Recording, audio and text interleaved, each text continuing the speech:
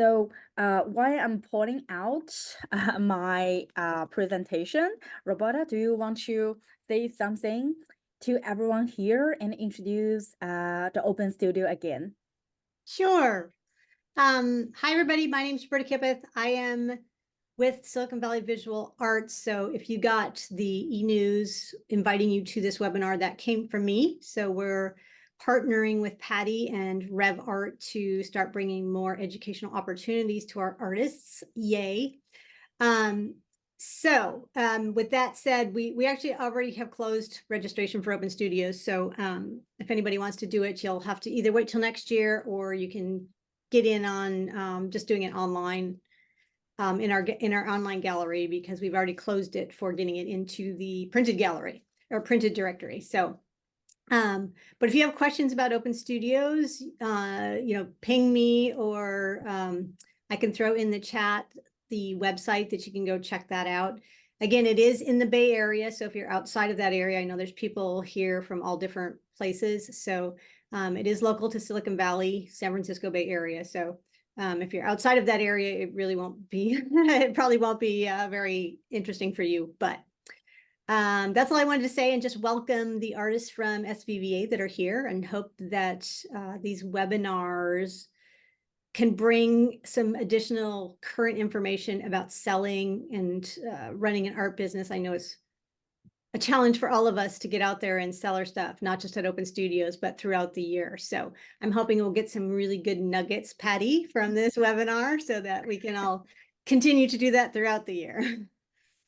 Yeah, wonderful. Thank you. It's a really great pleasure to collaborate with SVVA. And so I'm actually, you guys can see my background. So I'm actually based in Bay Area as well. I was just traveling these days.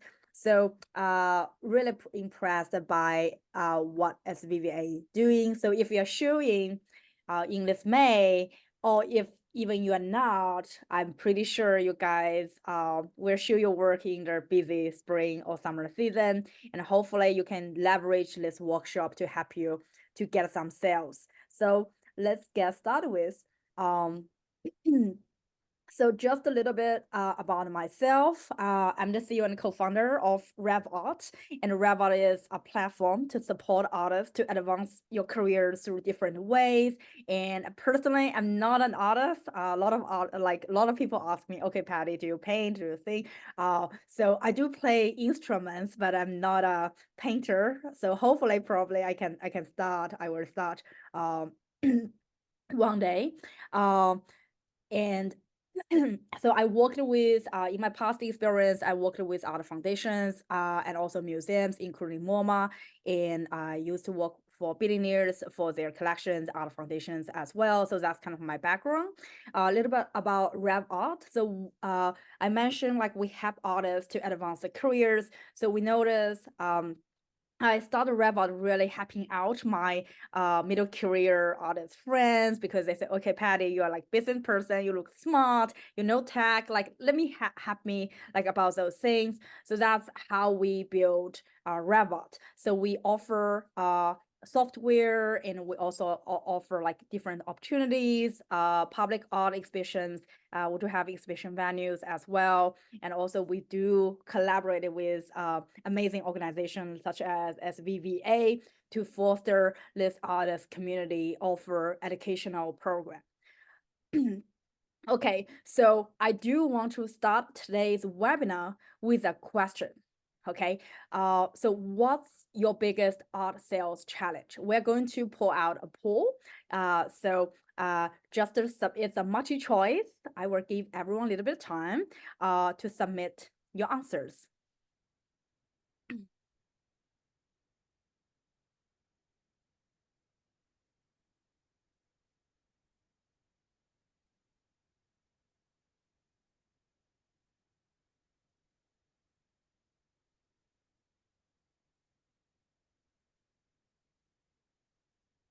Okay, so from my interface, we still have like 5 people. We're waiting for them, but I do see this bar is kind of changing all the time. Okay, we will wait for 10 more seconds.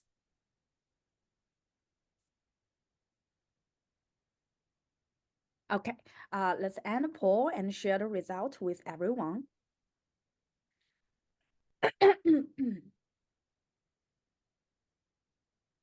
Okay, so you guys can see the result. Apparently, like most people answer marketing and promoting artwork, here's the most difficult stuff.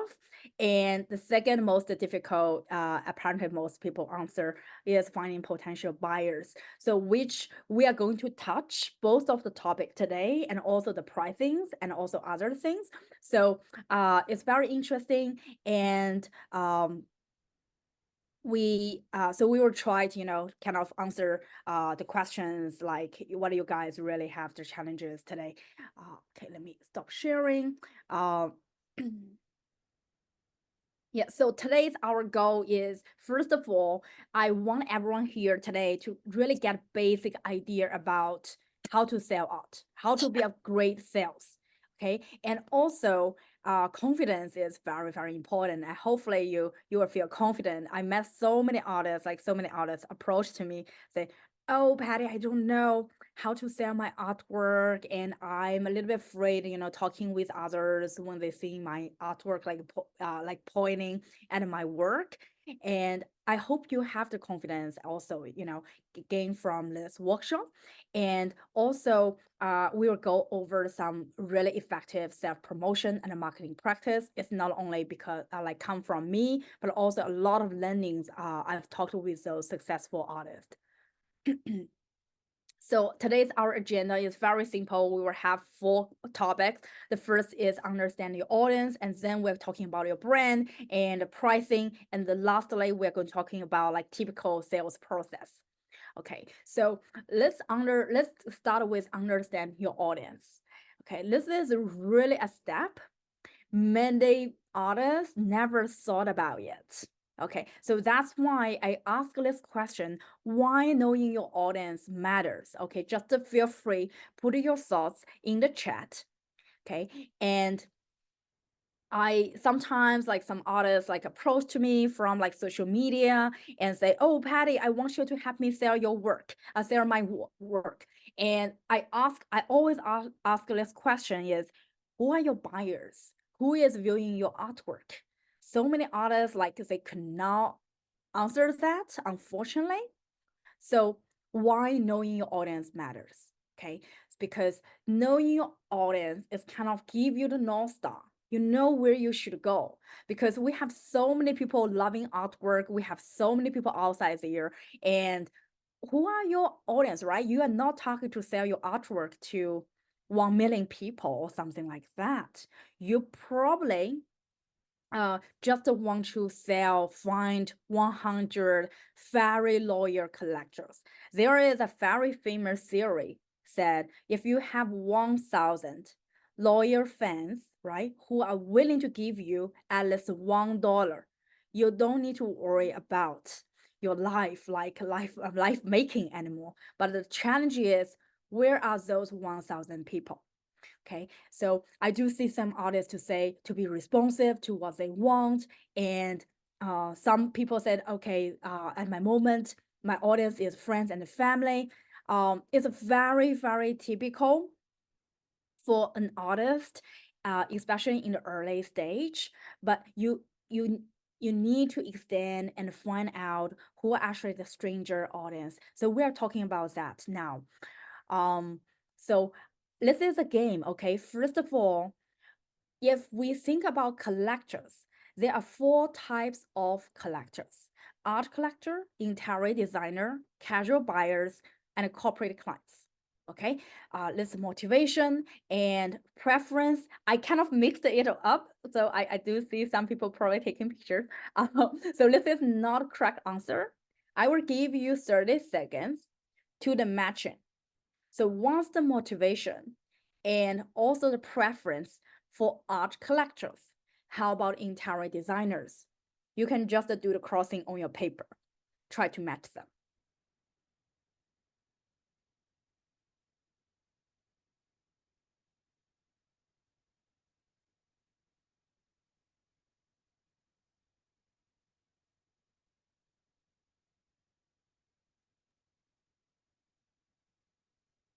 I'm not sure what paper you're talking about.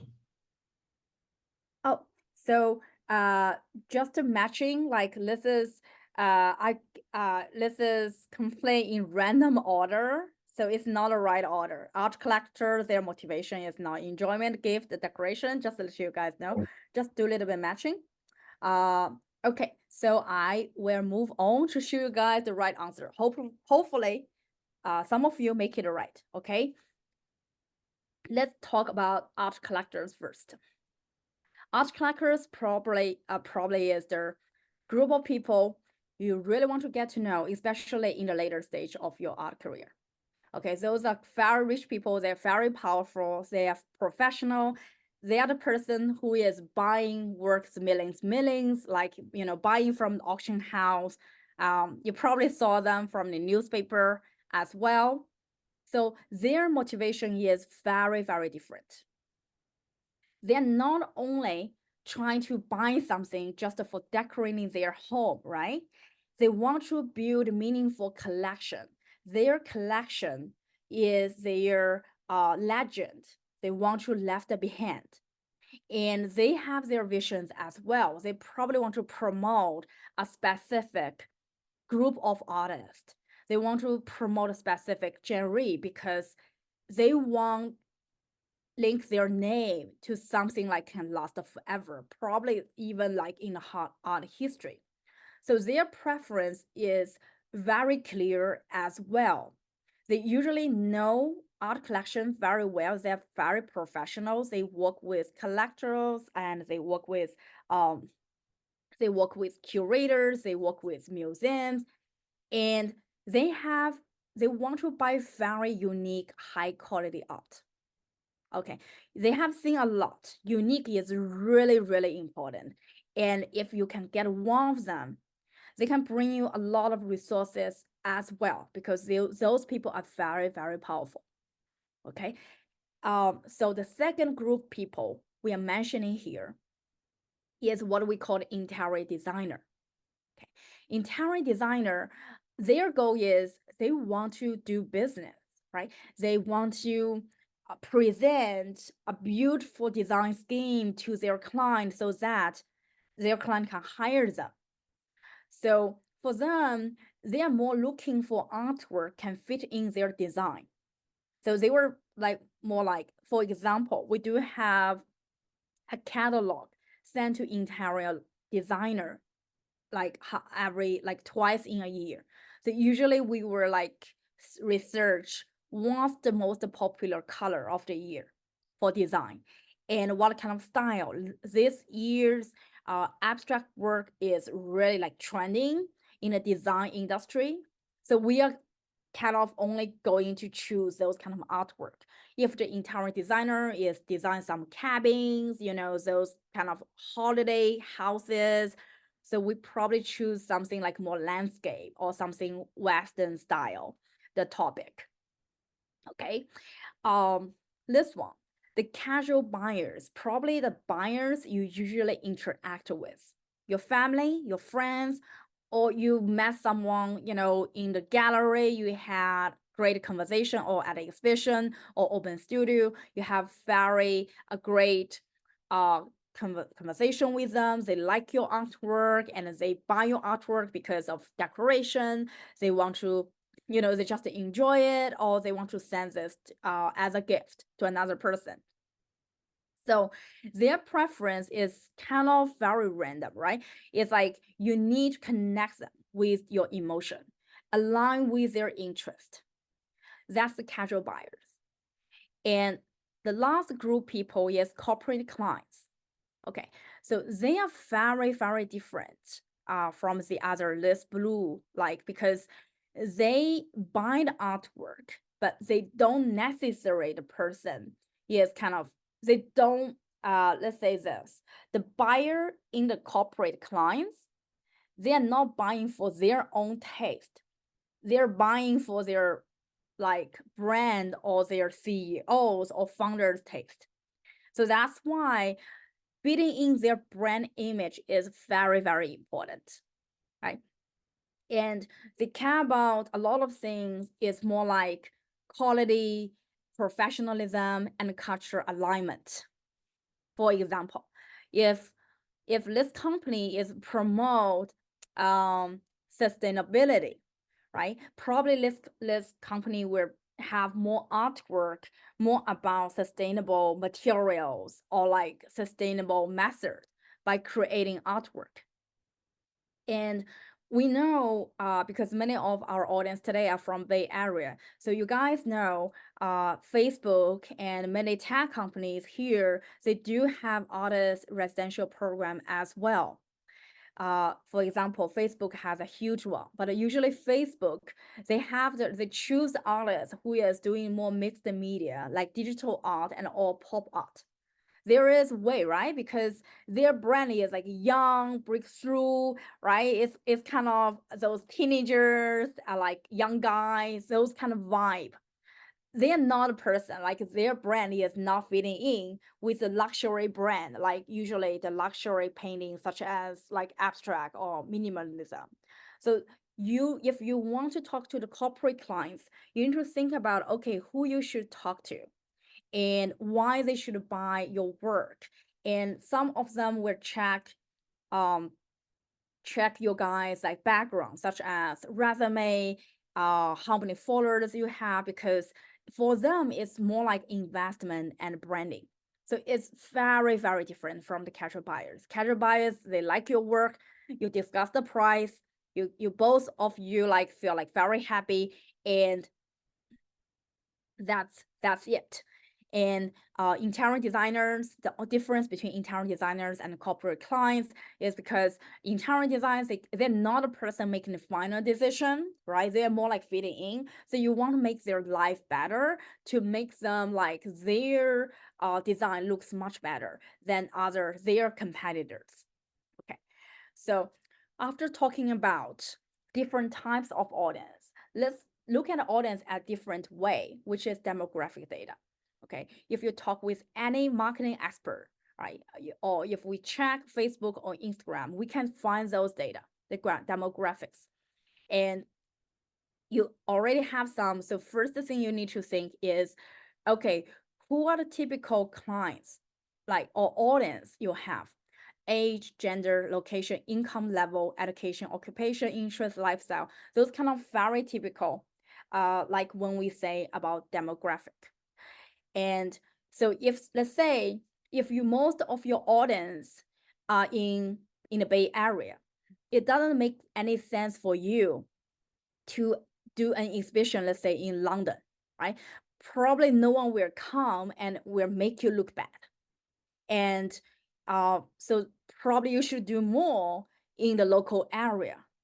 And this strategy applies to local artists greatly just because, especially when the artists start over, they don't have the chance to have, a lot of audience. But later, when you accumulate your local audience, they will move, right? They probably promote your work to their friends in another city. That's the time you should move as well to explore another market. Okay, so many people probably ask, okay, how do I know? All my followers, audience now, just the friends and also my family, they're all here. How do I know? Of course, you can from the sales record, but many of you did not realize you actually can also check your website analytics. I'm pretty sure your website is not only visited by your friends and family, probably visited by other people as well. Google Analytics is a free tool and it's actually quite easy to use these days. And you can just check it. Or social media is also a great place to start with. And also monitor it in like 3 or 4 months, especially you post a different thing, different project, right? And if you think it's still like hard, just do some surveys or interviews, ask them to say, okay, where do you live and why you are interested, like let's say if it's an open studio, when you do the greeting, you should ask them, oh, where are you, do you drive from today, are you local in the Bay Area, right? That's how you know their location. And when you can talk about like their occupation later, when you have like deeper conversations with them. Okay, and then you do the analysis and insights. You try to look for pattern. If you only have like 10 data or something like that, really it's kind of not, you probably have a lot of bias from that data, give you some thoughts, but might be a lot of bias. So you want to analysis and monitor data in a long time, have this mindset, right? Look for the patterns, correlations, and get some insights. I kind of mentioned for several times, this is not static. For example, when we started our business, I started during my MBA program, which I started in Virginia. So apparently my first like group of audience on social media is from Virginia region, DMV region. And later I moved here and we have a location in New York. And we do see now the most of our audience actually are in New York, which we think it makes sense because we present ourselves there and we know a lot of artists there. And apparently in New York, there are a lot of artists. And recently we noticed, okay, we also have visitors from London. That's interesting. So that's what I'm trying to say. With your work, your audience will change as well.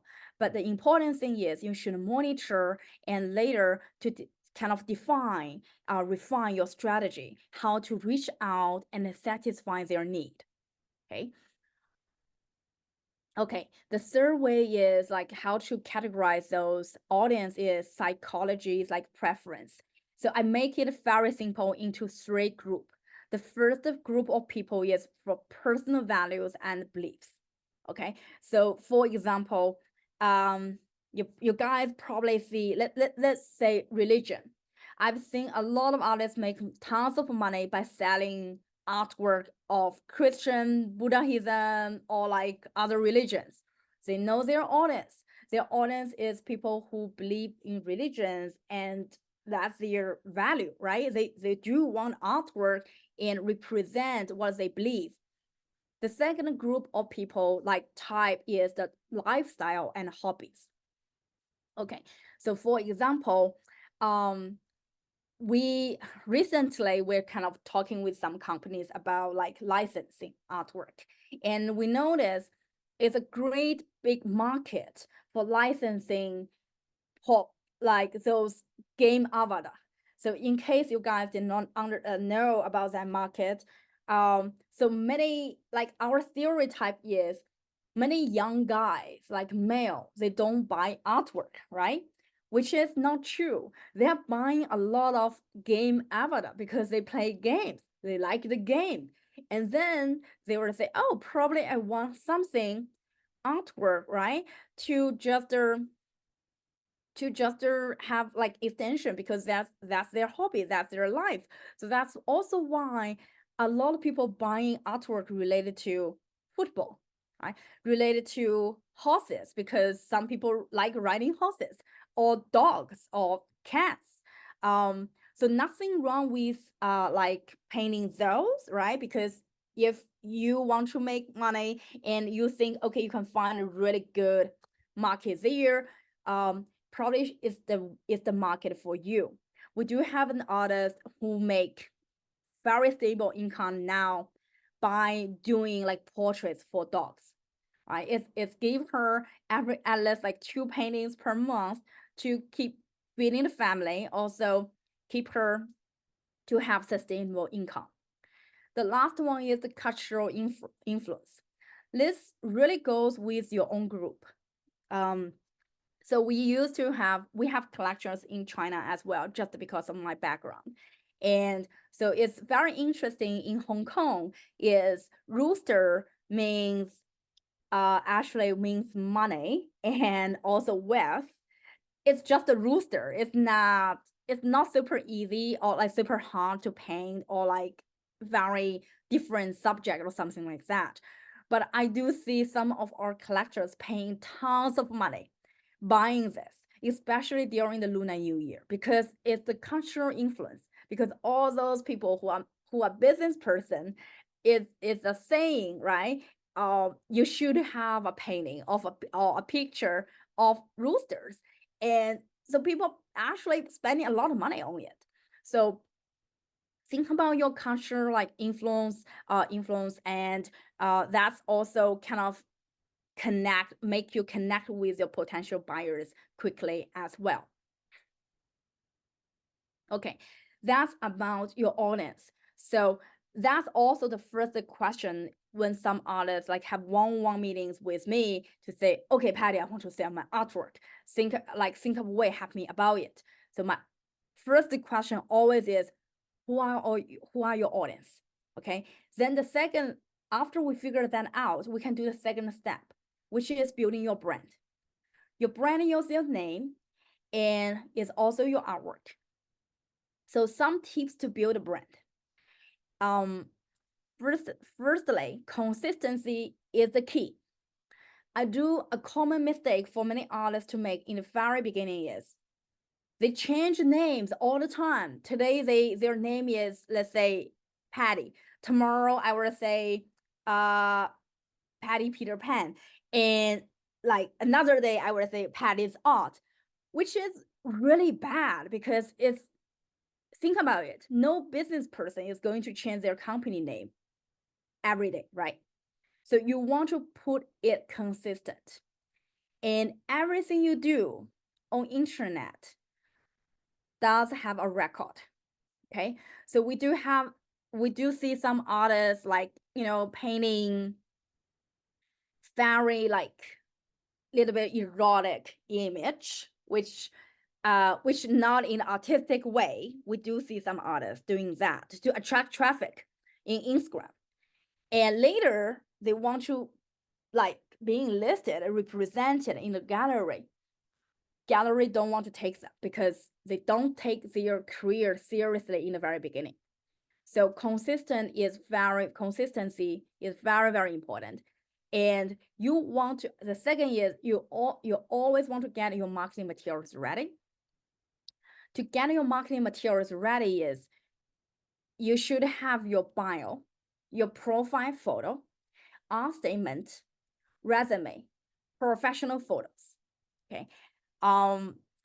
For example, we do run open calls and we collaborate with galleries and some corporate clients as well. And some artists submit their materials is really like the photo is not in the right angle and their photo is like they wear like pajamas, I probably exaggerate a little bit here, but you get the idea. Wearing pajamas at home, it's not professional, right? Look at it. I know many of you don't use LinkedIn, but for me, like I'm more like businesswoman, so I look at like in LinkedIn, most people like have their suits, right? Everyone dressed up because you want to show other people you are professional, you are serious about doing this. So you want your marketing materials ready, not only by the quantity, but also by the quality. And another tips I want to give is you want to have those kind of little bit like trick or stickers with you. For example, we have an artist from New York. He created amazing stickers with his artwork and also with his contact information in the back. People love stickers. So whenever we go, right, we went to a bar and we talk about it, and other people, sometimes we got a chance and people say, oh, wow, you're an artist, amazing. Can I see your artwork? So we have a great conversation, and he always have this sticker in his pocket to hand over to another person. That's how he built his audience in a very affordable way. Okay. And the third way is you want to build your community. The same thing we're doing here, right? For RevArt, we want to build our community. And we know some artists here actually from this group, and we know each other very well. I know you guys come to support me. And so that's how you build your brand, because your community members will help you to promote. They become your ambassadors. So you never know who those people are going to meet, right? When I do networking and I'm saying like, okay, I'm looking for an artist, probably doing some project. And there is always another person very enthusiastic to say, oh, Patty, you know what? I have amazing friend. He or she is the best artist ever. I'd like you to meet her or meet him. So you want to find those people for you. First, start with your friends and family because they love you. Later, the people who love buy your artwork, you want to continue this relationship with them as well because you want to increase your price and advance your career so that they can gain benefit in future as well, right? So that's the third tip. And the last tip I have here is to have a memorable experience, to show people you guys are creative. I can give you guys another example here, learning from my artist. Um, Another artist who is he is really good at sketching. He is amazing person. So, but he is a little bit shy, right? In a networking. So I brought a person to some networking sessions, like to meet, like, to meet potential collectors or partners. And so I was talking because he was shy. And then I noticed he always carry some papers, notebook and a pencil with him. And while I'm talking with other person, he started joining us. And then the person, like, after talk with me a little bit, he was like, the other person, like, very surprised. Oh, what are you doing? Wow, your painting is great, right? You start a conversation, and you know what the amazing thing is? You don't need to lead a conversation. The other people lead a conversation, and they got a piece from you and have your signature, and they remember you forever as an artist. If they need some pieces, or if they know someone, they will come back to you. Okay, so that's kind of another example. So the next step is when you actually need to pitch, what are you going to pitch in, right? You want to communicate what we call the USP. The USP means unique selling points. Okay, so first of all is you want to identify what's your unique selling points. It can be like, what's your unique creation process, because other artists have never done that.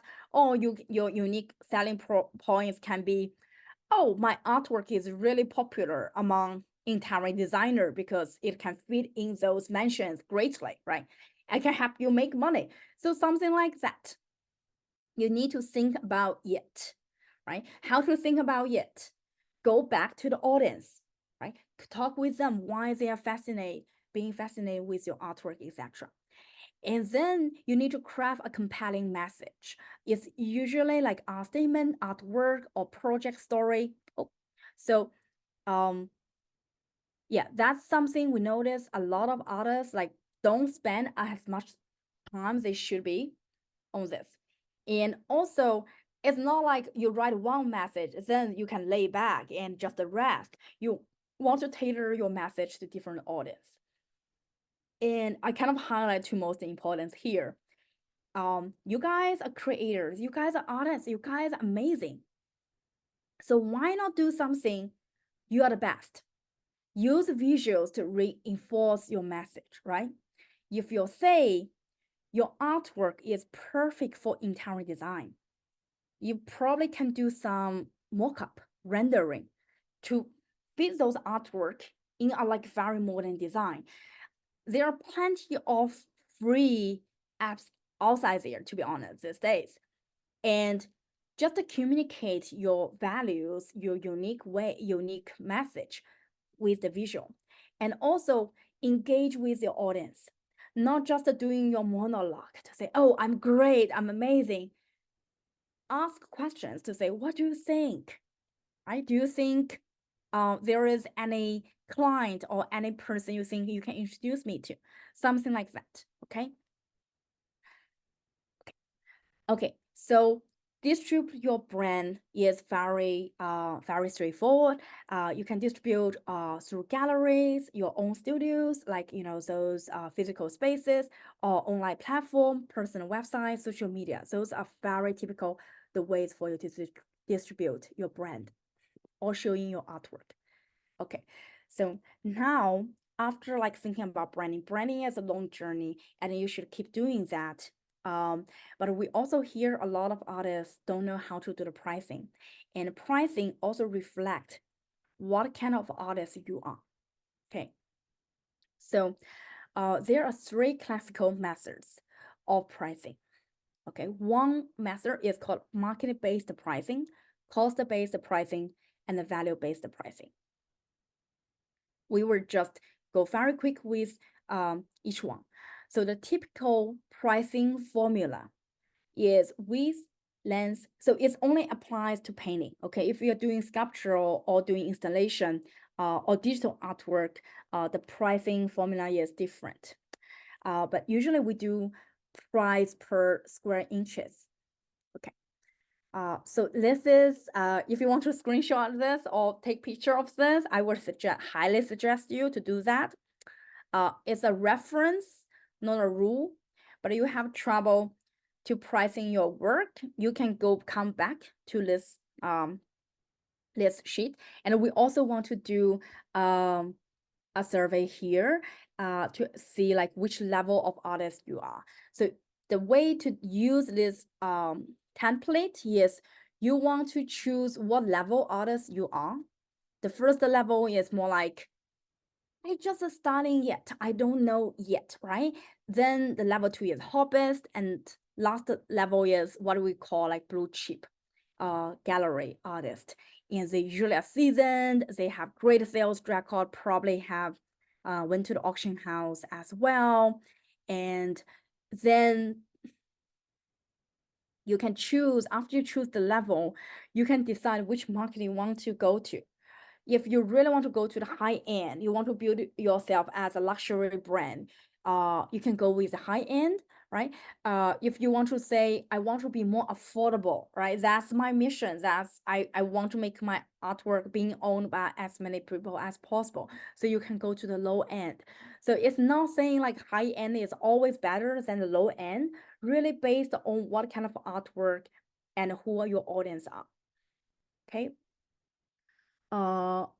Okay, we are waiting like 5 seconds to see for people to participate. Okay.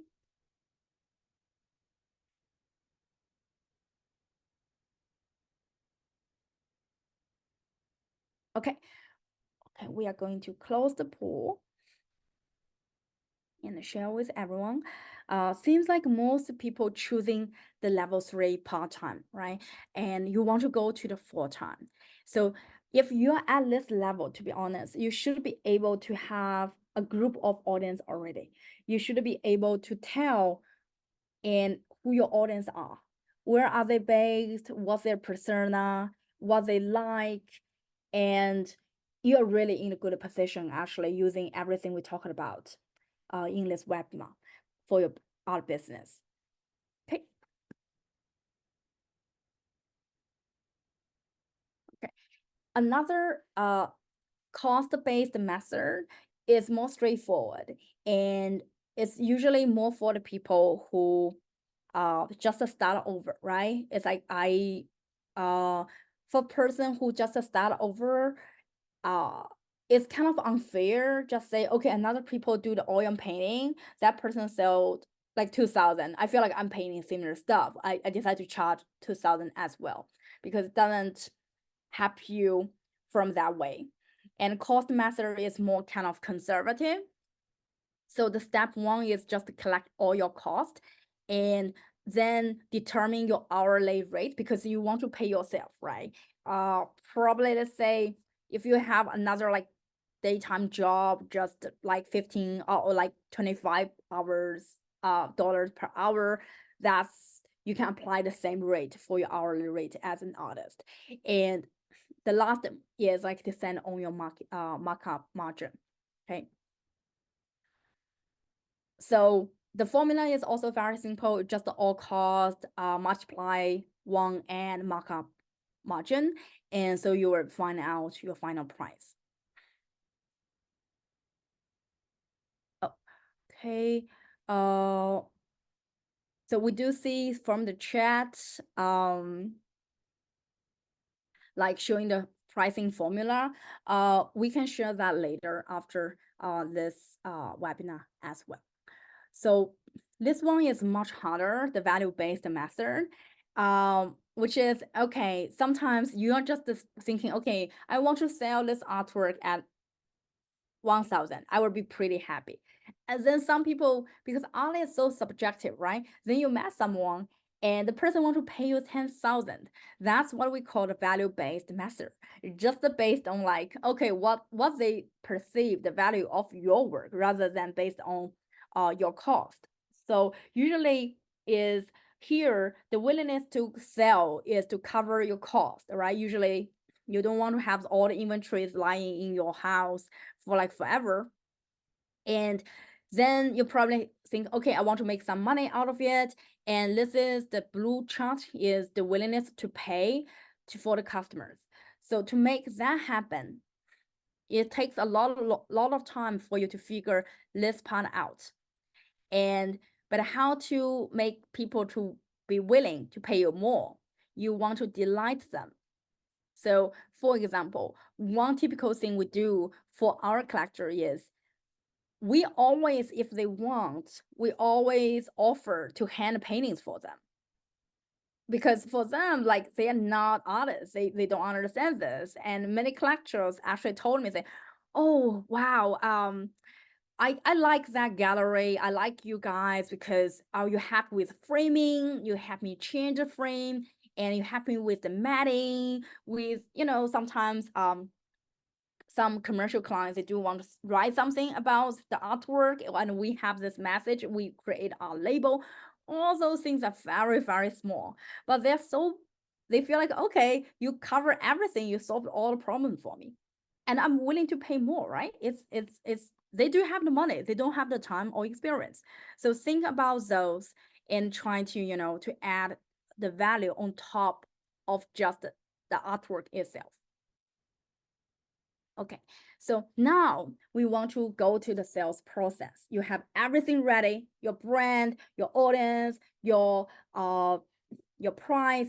So I kind of wonder how many of you have heard of sales funnel. If you heard of that, please put in the chat, just, how do you heard about it and what's your understanding of sales funnel?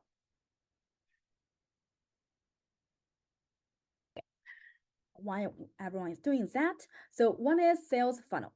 Okay, a sales funnel is a visual a representation of the journey, like potential customers taken from first become like a okay, it's I actually just got it from Wikipedia, so you guys can read about it. But a typical sales funnel, which we call AIDA, AIDA, AIDA model, is include 4 stages: awareness, interest, decision, and action. So the funnel is like this, right? We have a lot of people in the very beginning, and in the end, only few left. Okay, so awareness, we can kind of categorize those 4 stages into 3 phases. The first phase is awareness, which means people know about you, realize, oh, you are actually creating artwork. Patty, actually, you are selling artwork. And then is consideration. Consideration is more about interest and about desire. I think that's interesting. Oh, I really want that. Wow, I really like that. I really want it. So that's the interest and desire. And the last thing is the conversion, which is the action. Okay, so what you are doing, right, at each stages. So you guys already doing a lot of things there. Let's say first here, awareness is everything about marketing. The same thing you guys are going to do the Open Studio. You have directory, and we send directory all over the Bay Area. That's marketing.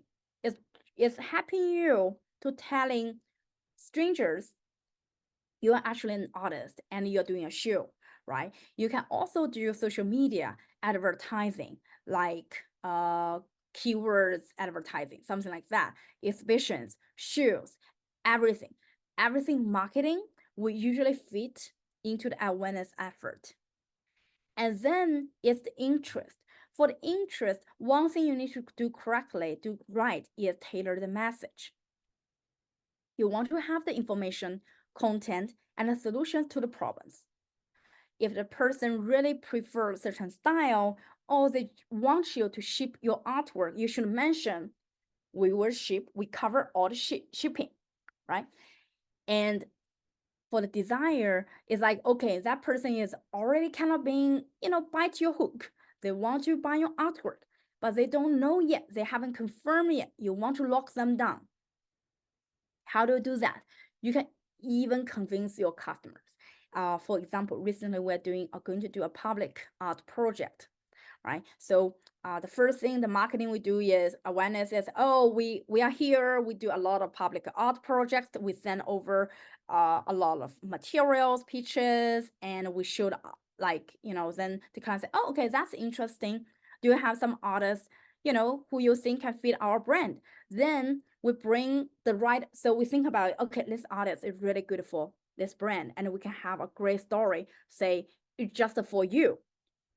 And so the client saying, okay, we love that artist, and what we should do now? That's their question. So we kind of enter this designer stage. So usually now we say, how about you pick an image, the artist, from the artist, and you want to license, and how about we do mock-up rendering for you, so that you will see how amazing it might look at your shopping mall, right? And then the client said, oh, that's great. I want to pick that side, and shall we sign agreement? What's your process? So this is the action. For the action, you want to make purchasing process easy. I see many artists, like especially in the opening in the exhibitions, people say, oh, I like it, I want to consider it, and then they want to pay, and then you say, oh, actually I don't have the post machine, I only accept the check. Then probably the potential buyer say, oh, I actually don't bring my checkbook, can I come back later? Trust me, most people will not come back. You want to close the deal on site. Okay, you can just say, you can even say, oh, how about, I even see some artists do this crazy like offering to say, how about you just give me some cash? I want you to have the painting first. You can pay me the rest, right? Just leave all your information with me. I can bill later the rest. Just give me something. So then the person like got a painting, they're not going to flee, right? And also some people say, oh, it's really expensive. Oh my God, 2,000. I don't have enough money, the cash for buying your artwork.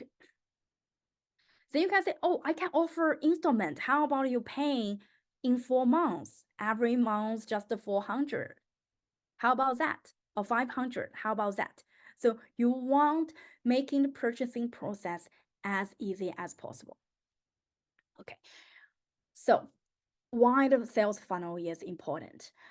First of all, you want to be more focused, because if you say you can't sell the artwork, and you already have the audience, you are doing amazing marketing, you have a lot of followers, but you still can't close the sales, we can figure out which stage is wrong and what kind of actions we should take. And also you want to identify opportunities and measure your success. Okay.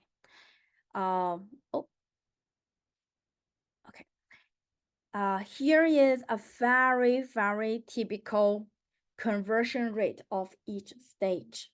Remember this number. I do want you guys to have do some math here.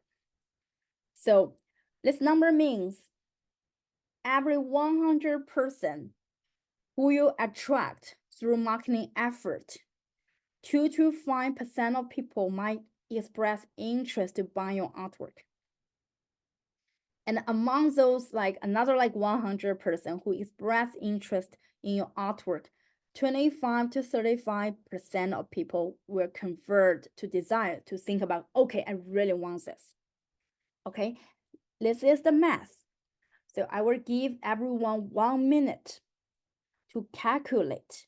If you want to sell one painting, one artwork, let's say if you can do the best, right? All the conversion you are doing the great here, the upper end of the average. How many people you need to reach out to be aware you an artist and you are doing a show. We will give everyone just 1 minute to do this math.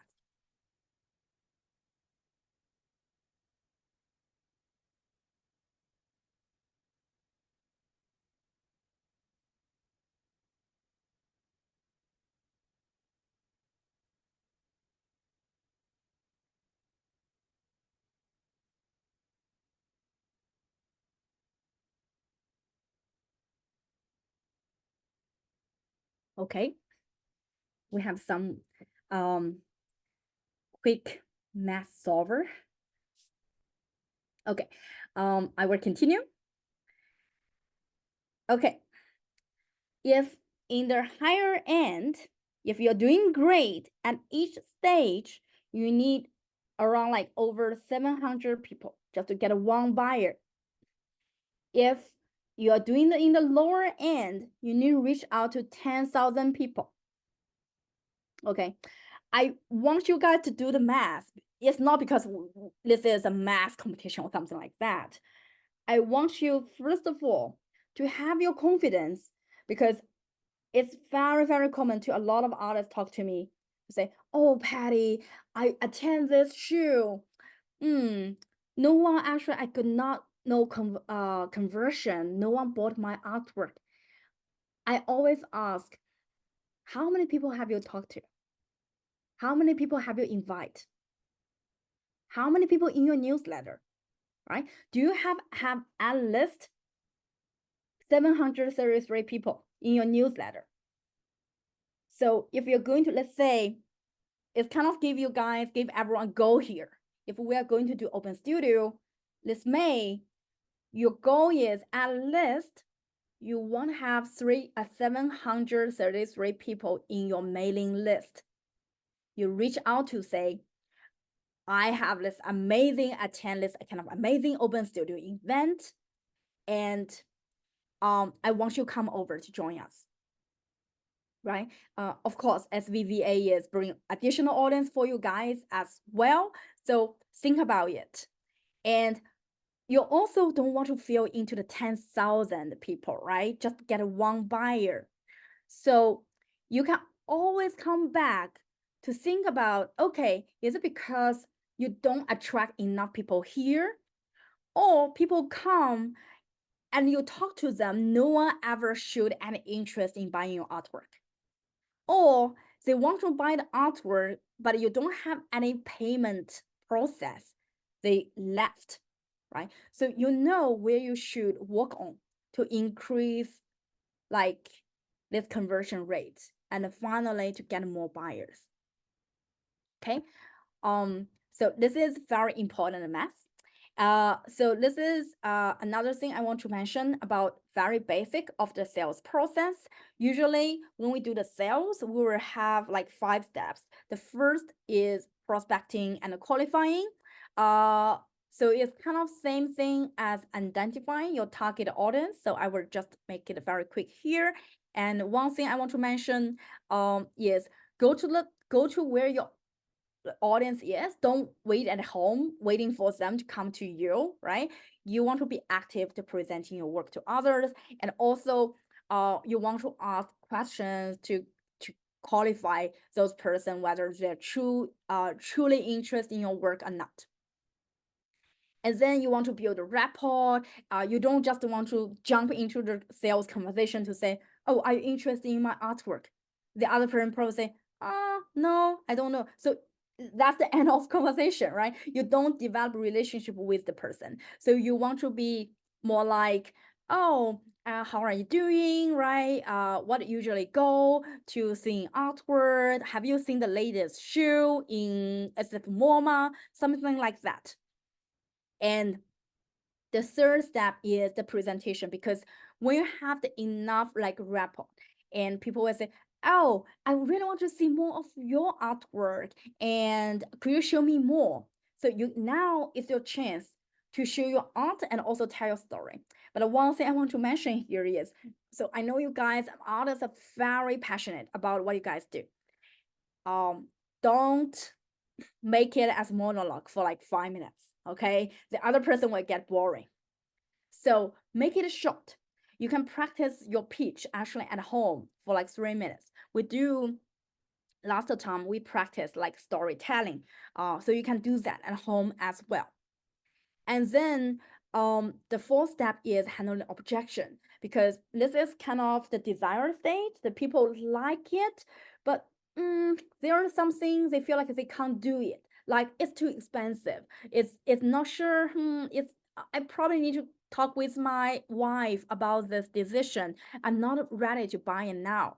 So handle those objections. Don't give up. Don't like people say, "Oh, I'm sorry, like it's too expensive." Then you as an artist reply, okay, uh good to know. And then you say goodbye. Don't give up, okay? Don't give up. You always can find solutions to figure it out. So the last layer is remember to closing the sale, right? The same thing as the action. You want to get your check or give them the painting today so that you lock this person down. You don't want to release this person out of your studio or out of your exhibition.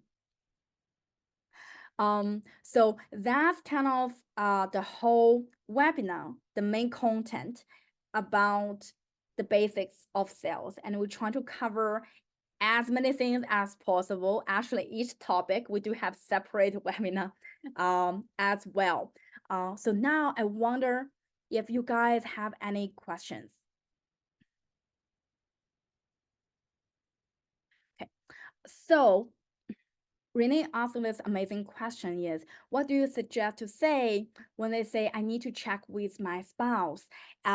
So usually if their spouse is also at this exhibition, you can talk with them, say, oh, is your spouse here? So you kind of can go back with building the rapport and meeting their spouse and to talk about it.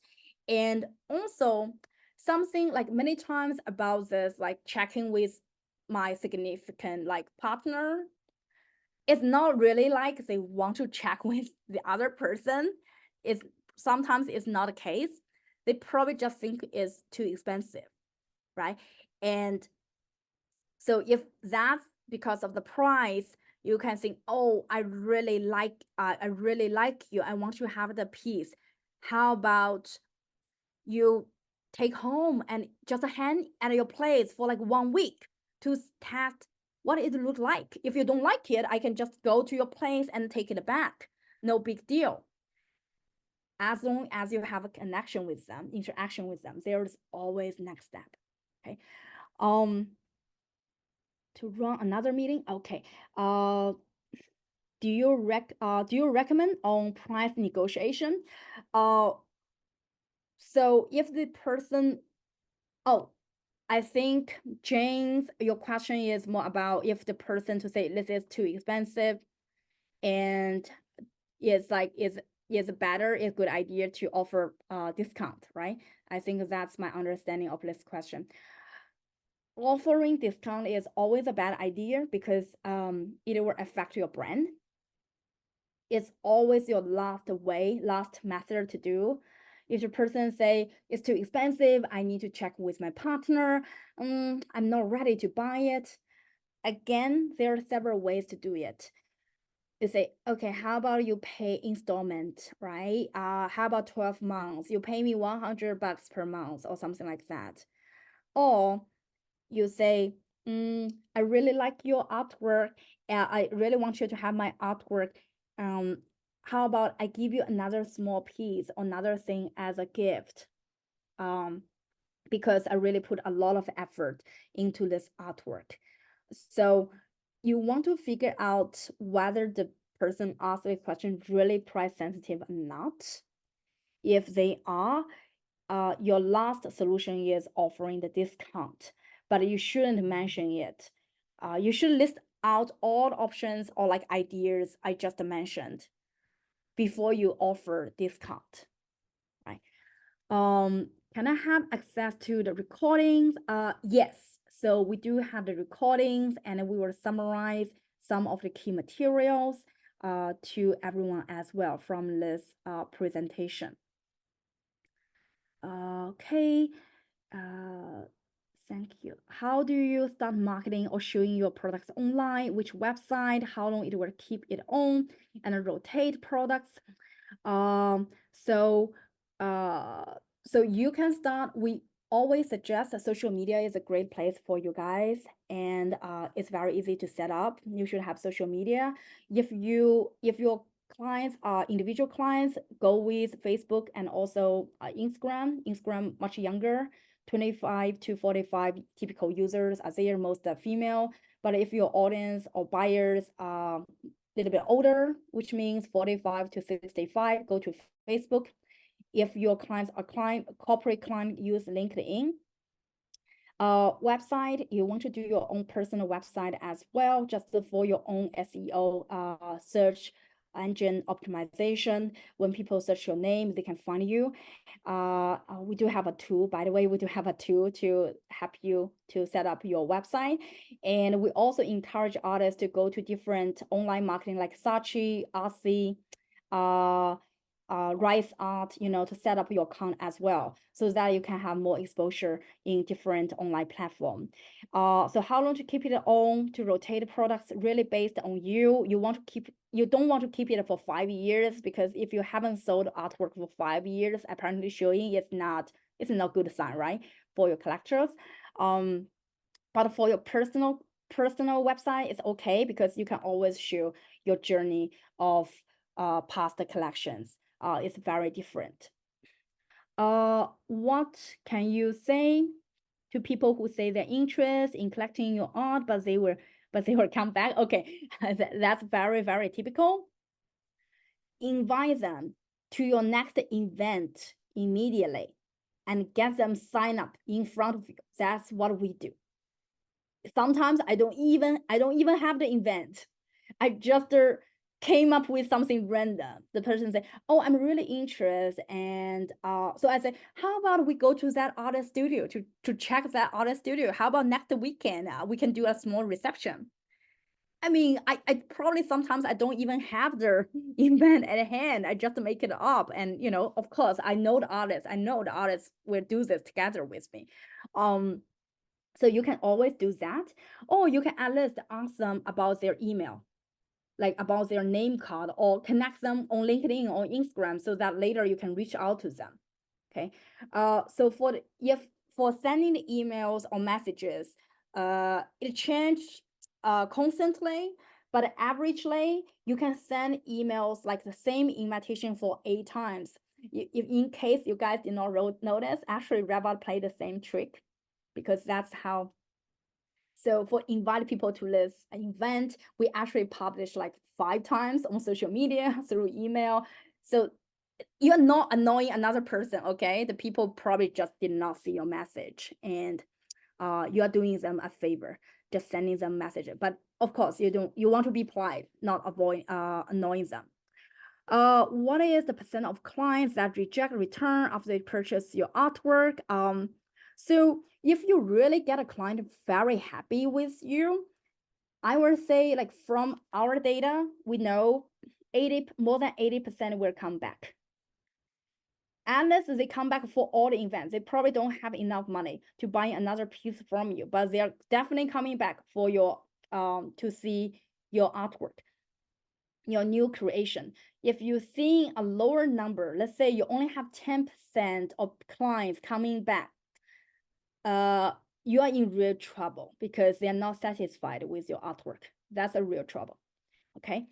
We are kind of overrun for 8 minutes, so feel free. We are going to share with my email here. If you have additional questions, just feel free to send a message, email to us. Our next event will be leverage AI for marketing art. So if you're interested into that, it will be next week.